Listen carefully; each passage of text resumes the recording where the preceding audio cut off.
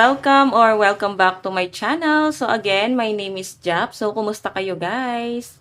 Okay, so yan guys, maraming salamat po pala sa walang sawang pagsubaybay sa ating pong daily love reading, and kung ikaw ay bago pa lang sa ating channel, mag-subscribe na po kayo guys, and i-click mo na rin yung ating notification bell para lagi kang updated sa ating mga bagong upload.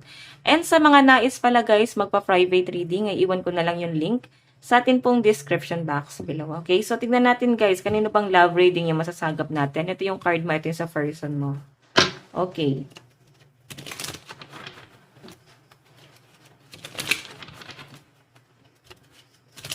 Tignan natin, anong nararamdaman mo sa person mo? Nararamdaman mo sa person mo?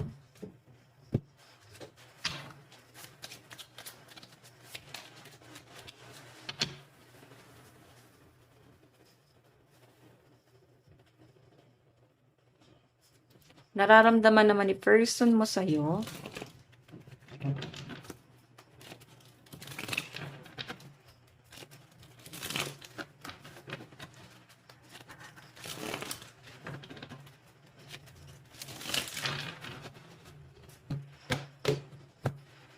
Okay. So, tignan natin guys.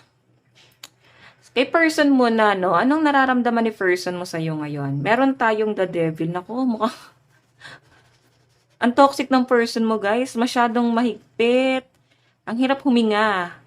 Ganun yung nafe-feel ko. Masyado siyang makasarili. Ganun yung na-feel ko. At parang sakim, no? Tignan mo na lang yung the devil, no? Parang gusto niya siya yung tama. Siya yung laging tama. Siya lang yung dapat walang pagkakamali. Ganun. Siya lang yung dapat masusunod. Okay? So, tingnan natin, nararamdaman niya sa inyo, parang pinagdadamot ka nito eh. Okay? Parang walang pwedeng umangkin sa'yo, kundi siya lang. Oh my God. Nakakatakot yung energy ni person, guys.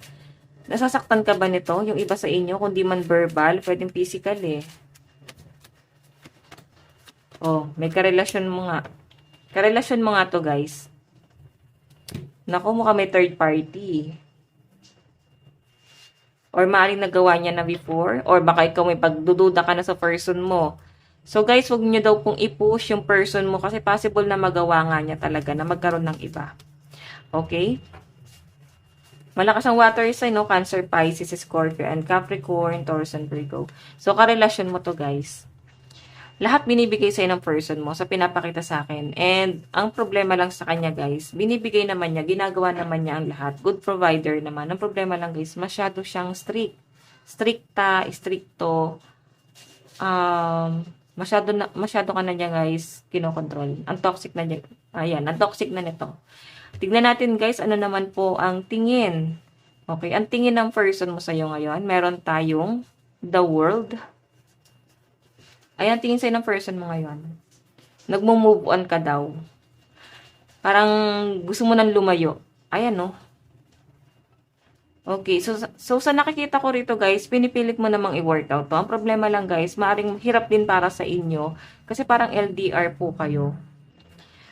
Parang nahihirapan kayong ayusin yung relasyon nyo dahil magkalayo kayo. Or maaring magkasama kayo sa abroad.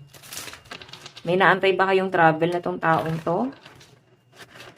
Malakas ang earth sign dito, Capricorn, Taurus, and Virgo. Tignan natin. Oo, may naantay nga kayo guys, approval or pwedeng email, schedule sa trabaho. Yung iba sa inyo maaaring nag-apply abroad. Okay, so ito yung inaantay nyo guys, no? Huwag daw kayo guys mag-alala. May bigla ang biyahe dito. Okay. So, yan ang tingin sa'yo ng person mo. And mukhang biglaan yung biyahe mo. Tignan natin. Ano naman guys ang nararamdaman, no? Nararamdaman tuloy. Ano yung magiging action ni person? Meron tayong Four of Pentacles. Naku. Mukhang pinaghahandaan ka ng person mo guys. Pinaghahandaan ka. Pero sa ngayon kasi guys, sabi natin good provider. Si person mo kasi guys, nakikita ko rin sa kanya yung pagiging niya. Kuripot niya ngayon, no? Parang pinagdadamutan ka na niya. Hindi na siya guys kagaya ng dati. Parang naging toxic na siya. So, tanongin mo yung sarili mo, ba't siya naging ganito? Ang laki na guys ng pagbabago niya. And sa pinapakita rin sa akin guys, medyo kapos ata sa pera si person mo rin kung bakit napagdadamutan ka niya. Okay, tignan natin guys ano naman yung magiging outcome nitong action niya kasi parang nagdadamot na siya sa attention, sa time, sa lahat ng bagay. Mararamdaman mo na parang pinagkakait na niya sa inyo. Okay, outcome. Meron tayong strength. Nako. So, eto guys dahil sa paglayo na nararamdaman mo dito sa taong to, mukhang eto yung way niya para maging maayos kayo. Ito yung paraan ni person para bumalik ka sa kanya, binibigyan ka ng leksyon, or nagsa-silent treatment lang talaga siya, no? Okay, yung iba naman sa inyo guys, sabi ko nga dito, maaaring magkarelasyon pa rin kayo, and meron siguro siya guys ibang plano, no? Ang nakikita ko kasi guys, maaaring sa responsibility yung iniisip niya. Okay, tignan natin. Outcome.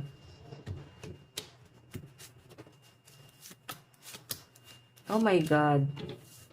So, mukhang hiwalay na nga kayo at napakalabo na guys na magkaayos pa kayo. Sobrang liit na ng chance na magkaayos kayo.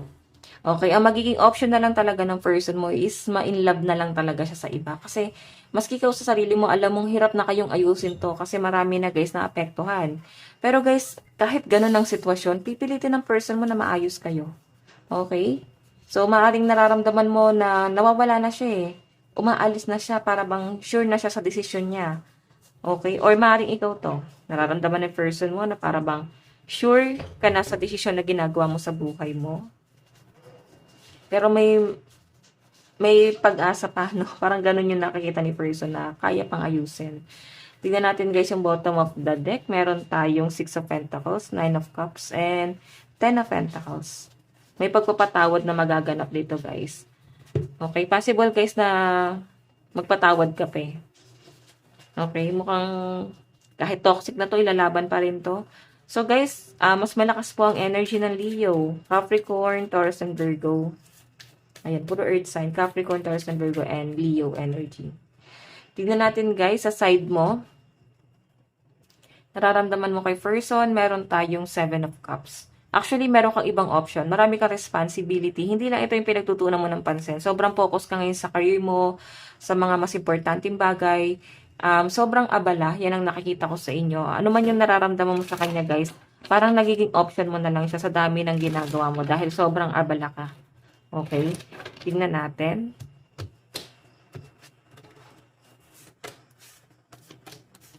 Hindi mo nga siya, guys, naiisip. Kumbaga, para bang nawawala na rin siya guys sa sistema mo. Para bang meron ka ng ibang option. Maaaring may iba ka ng manliligaw. Or may iba ka ng nililigawan. Okay? May iba ka ng tinitignan. Si person mo guys, naghahabol pa rin. Or hahabol pa rin sa inyo. Nandito pa rin yung energy niya. Okay? Kumbaga, ikaw moving forward na. May iba ka ng iniisip. Tapos, hahabol pa rin siya sa inyo. Tignan natin guys, ano naman po yung tingin mo kay person. Oh, the tower. Yung tingin mo sa kanya, siya yung dahilan kung bakit kayo nagkasira. Okay? Kasi maaring may mali siyang ginawa.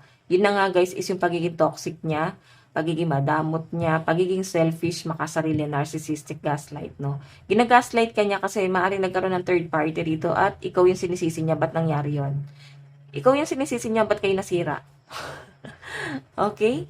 So, tingnan natin guys, ano naman po yung ano naman yung magiging action mo rito? Oh, lumayo ka na talaga. Talagang wala na. Tignan natin action mo. Kasi mukhang siya naman yung gumawa ng paraan para umalis sa inyo O, diba? Ilang beses ka nagpatawad dito. Ilang beses mo guys, binigyan ng chance pero wala na. Meron ka na ibang nagugustuhan. Meron ka ng ibang tinitingnan or maaaring may ibang paparating sa inyo guys. Kasi 7 of Cups, meron ka ng ibang option, no? And sigurado ka na guys, nalalayuan mo na to kahit na pa siya, parang maglumuhod pa siya sa inyo, maglupasay pa siya dyan. Wala na, talagang tinatalikuran mo na. Nandun pa rin yung feelings, no? Hindi mo pa rin guys may kakaila, pero talagang desidido ka na, no? Ayaw mo na. Okay, so tingnan natin guys, ano naman po yung magiging outcome nitong action mo. Diba? 6 of Wands. Masaya ka. Masaya ka na nilet go mo na tong taong to. Masaya ka sa pinili mong buhay.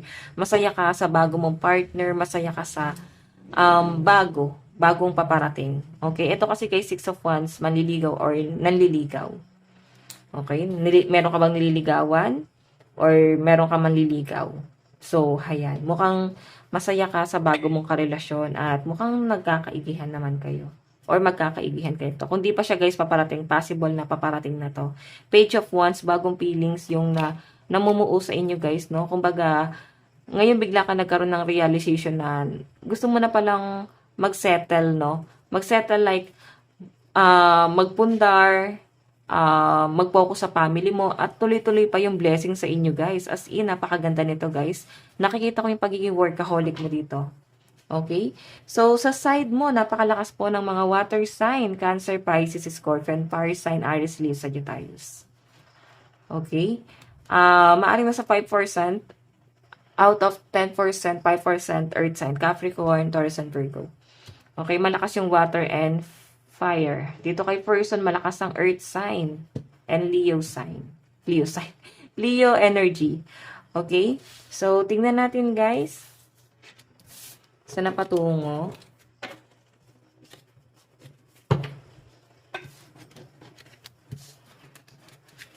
Okay, anong gagawin ng person mo rito? Titignan natin.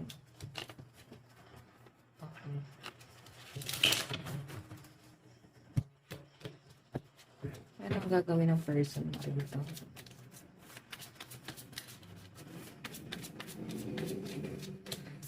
Meron tayong robbery.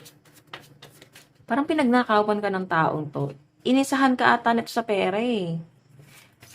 Or maaaring dahil nga maganda na ang daloy ng pera mo, iniisip mo, bumabalik siya dahil okay ka na, successful ka na, baka iniwan ka niya ng walang-wala ka.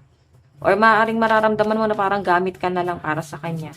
Okay, nung meron siya, hindi kanya man napapansin. Nung ngayong walang-wala na siya guys, sa kanya guys naiisip. So, bubuhos ang blessing sa inyo guys, no? Ayan no, may tulong na paparating sa inyo. Yung tulong na to guys, hindi ibang tao, kundi si universe. Kumbaga biglang bubuhos, no? Magkakaroon ka guys ng mga bagong kakampi. Bagong kakampi. Bagong kakampi. Pinapamukha talaga. So, I think itong bagong kakampi na to is baka ito na yung si forevermore mo. Okay, nightmare. Grabe. Grabe yung depression ng person mo ngayon, guys. As in, takot na takot siya na tuluyang mawala ka na, no? Sana kasi iningatan mo eh. Bakit kasi nagkakaganyan ka ngayon?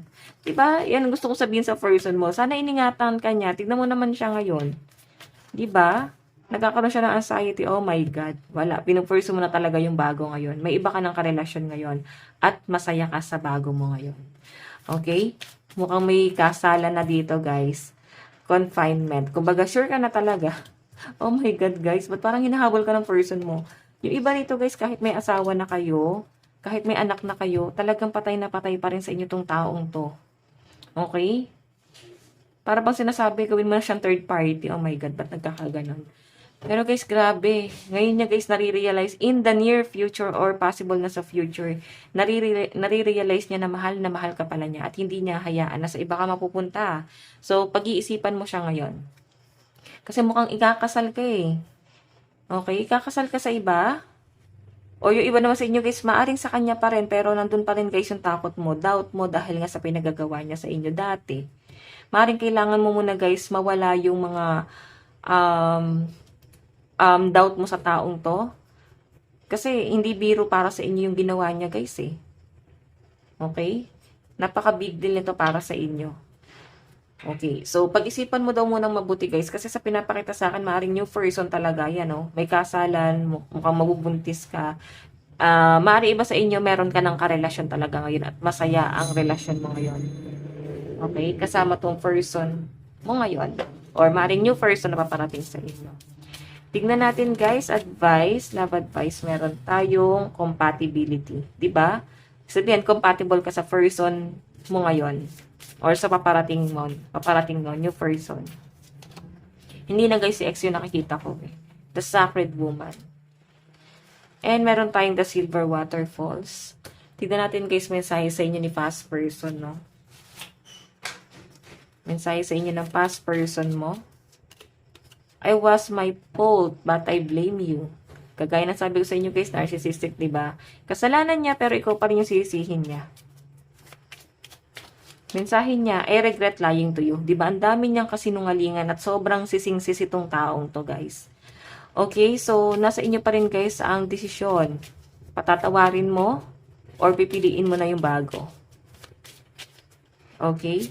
Meron tayong my life is not as together as it seems. So, hoping siya na mukhang magtatagpo pa rin ang landas niyong dalawa. Okay, so guys, ito lang po ang inyong daily love reading. Bukas po ulit. God bless and love you all. Bye-bye po.